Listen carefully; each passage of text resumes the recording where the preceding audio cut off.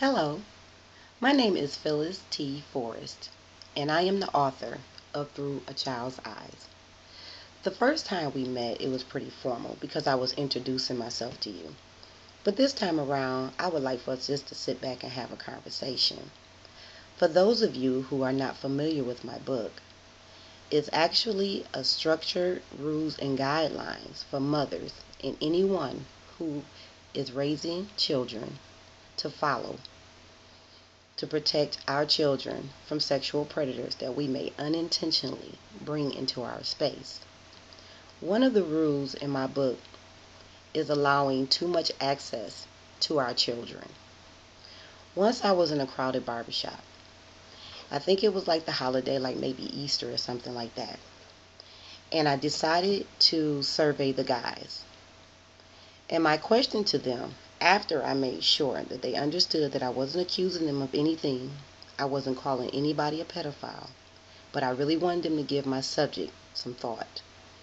I asked them, out of all the women that you have met with children, all the women you have dated, all the women that you kicked it with, or the women that was in your circle for any particular reason, if you wanted to get a hold of their children, how many of them could you have gotten a hold to?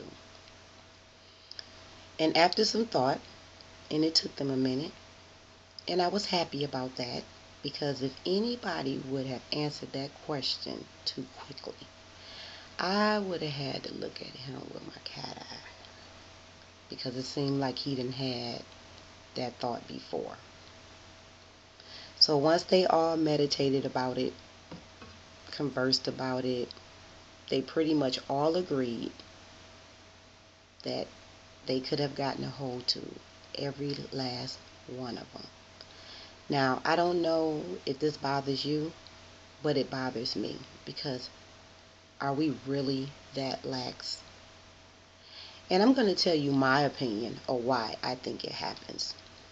I think it happens because when we meet a man, we as mothers are so quickly to incorporate our children with that man, hoping that they have a rapport with each other. So at least that's one more positive mark that is a possibility that this could grow into something. But I also would like to say that another reason why I think it happened is because we as mothers have gotten very, very selfish. We think about ourselves and what we want, and usually that's a relationship, and we're quick to throw our kids to the wayside. We sacrifice them to date. You know how it go. We all know somebody like this, even if we haven't done it ourselves. We meet a man on Friday, let him come over on Saturday, he spend the night on Sunday, move him in on Monday, and I didn't even mention that we met him online. And we do this because we want to keep him with us in our space, because we set in that man trap. We want to show him that we cook and we clean and we wash and we iron.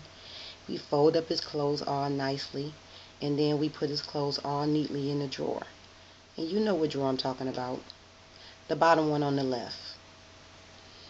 So when we do this, we have no consideration for our children and how they feel about us having this man that we just met, that we barely know, in their space like that.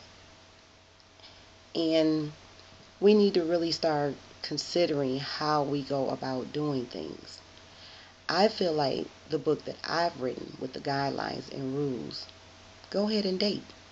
Just follow the rules. Protect your children. You can purchase my book on Amazon.com via e-reader or printed copy, or you can get it off of my website, www.throughachildseyes290611.com.